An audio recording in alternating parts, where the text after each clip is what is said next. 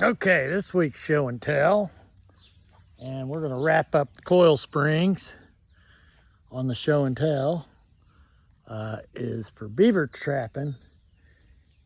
It is the Duke number 4 and Bridger number 5 coil spring, and then I got a couple other traps I'll show you too.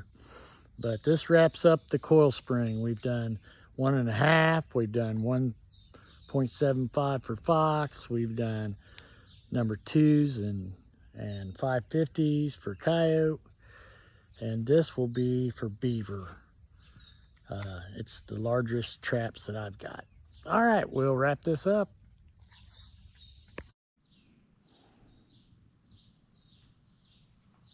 Okay, so this is the last of the coil springs, and these are for beaver. They're the largest ones I've got. There's different traps you can get too, like TS85. There's 850, the Duke 850.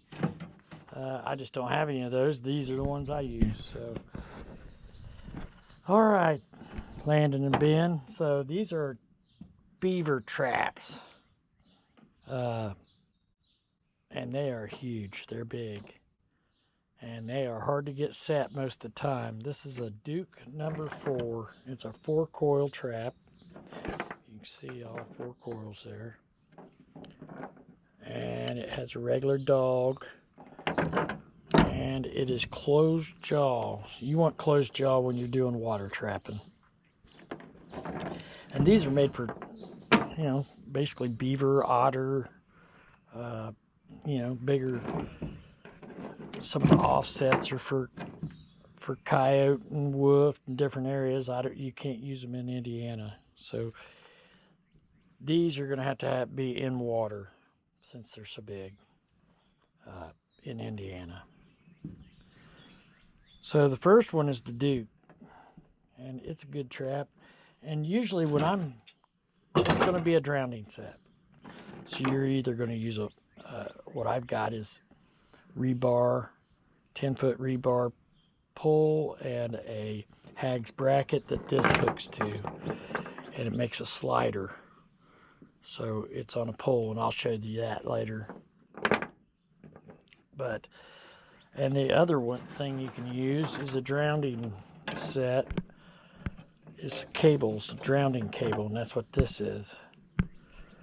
And this is a jump trap, and I'll show you that in a little bit. But yeah, you can use these. Drowning cables are 10 foot long, and you can attach it to like a concrete block, and then you've got a slider, which is this right here, that you hook to this cable.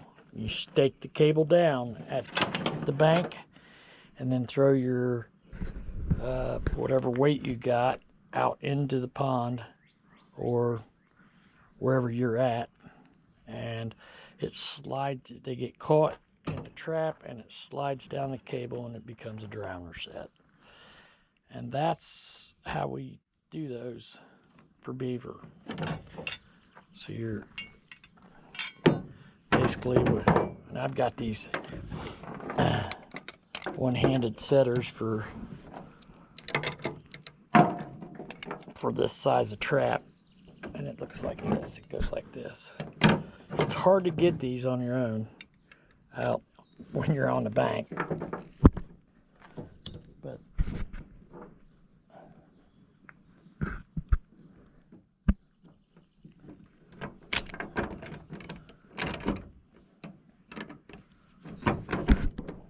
what the heck we got going on there?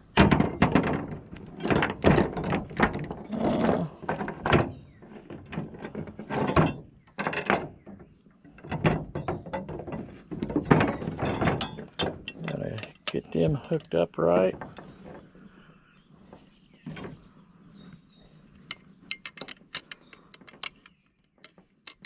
And there we go. And that's how you get it. And it's a large trap.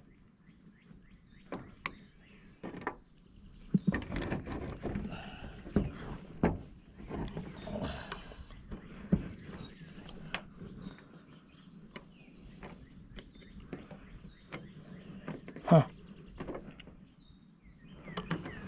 We'll work on that one.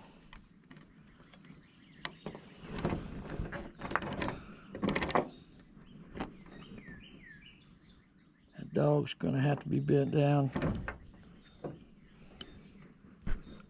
All right, well, that's how you do it. That's gonna have a little work done to it.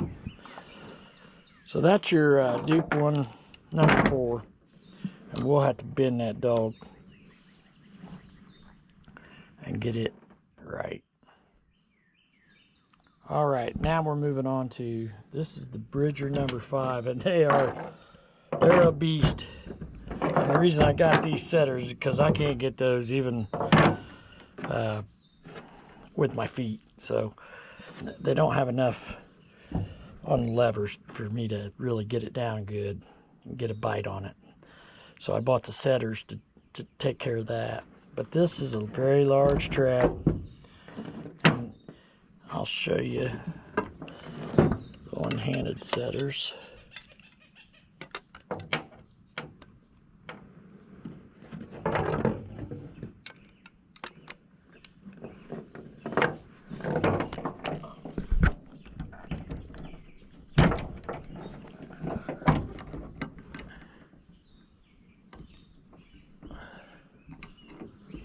Get that down, get that over it.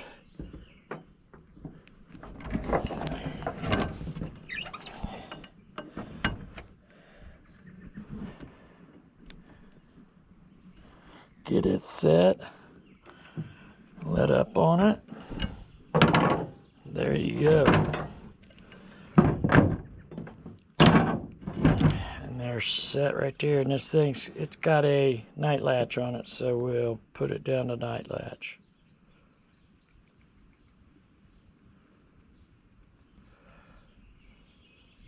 There we go. That's a night latched. So as you can tell, it sits way down in there. And on beaver trapping, really, you can have it a little high on beaver trapping too, so it's not going to matter. And you wonder why you have to have such a big trap for beaver. Well, beaver's back feet, their front feet, you can catch them in a 1.5, but the beaver's back feet is as big as a man's hand. So if you see this, that fits my hand. A beaver's back foot is as big as a man's hand, so that's why you got to have a big trap like that. So you never know if you're going to catch the back foot or the front foot. And that is the 2 types that I've got. There's many more type of beaver traps, but these are huge. They're a big trap. I want to say that's 6.5 jaw spread.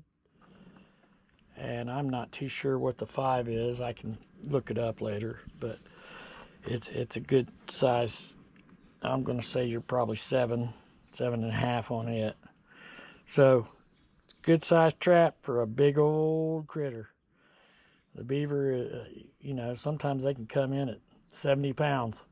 So that's a big old critter. You need a bigger trap. But these are, that's the ones I use. All right. So we'll move on. So we're done with the coil spring. We've talked about all the coil springs. There's other traps, like, and especially the ones I use for beaver. This is what they call an underspring trap. It's a jump trap. It's just got that one. Basically, it's not a coil, but it's like a, yeah, it's basically like a coil. That you set the trap, push that down. It's just got a dog in a pan. Same thing, but it's a bigger size. I think this is a number 4 size jump trap, underspring trap. So you can use that. It's an older trap, but I mean, it's just as good for beaver. And like I said, this is the drowning cable. And we use a stake and a weight and we stake it down at the bank, and we throw the weight out, and then this slides on that cable once he's caught. He'll go out to the water, and it'll slide and take him to the deeper water. That's an underspring trap, and we use those for beaver too. Now we also use, this is a number 4 double long spring. I use that for beaver too. Same deal. Use it the same way. You got a drowning cable, and you stake it to the bank and put your weight out. And it's the same deal. You just have double long springs, and you set that out, and they're a big trap too. So that's the 4 different type of traps I use for beaver. I also use 330s mostly. I've caught most of my beaver on 330s, so we'll get into them later. But this is the biggest of the coil springs I have. I got jump traps, and I also got double long springs I use for beaver. These are the beaver traps I use. All right, we'll talk to you later. So this is a drowning rod, and it's an investment. When you put your hag's drowning, it's a universal lock, if you look. You put that on that rod, and then you weld on a washer, and that's what you're staking down at the top. And it's a 10-foot, and then you put another washer at the end, and then this is what's going into the water, into the ground. And when it slides down, it won't go past that washer. So it's an investment. They're pretty good. They're good for places you can drive up to. They're a little harder if you're carrying things back. A few of my places I go, I use the cables there because they're less weight and easier to carry in. But these drowning rods, if you've got a way to get them to the where you're setting them, they're awesome, and they are, they're an investment, but you're gonna save cables you got to redo because they kink up. But these rods, you don't have to, so these are an investment, and they're great. But what you do is you put that bracket on there, you weld that washer, the trap hooks to that bracket, and what happens is it goes down, but if they try to come back up, it won't let them. So they naturally go to the deeper water. That's what this is about. It's a drowning rod. And if you can get them to where you're gonna trap easily, they're great. Sometimes you got to use cables instead, but that's what we use. Our number 4s and our bridgers, they're usually going to go on this rod if they're not on a cable. But I thought I'd show you that. So I got like a dozen of these.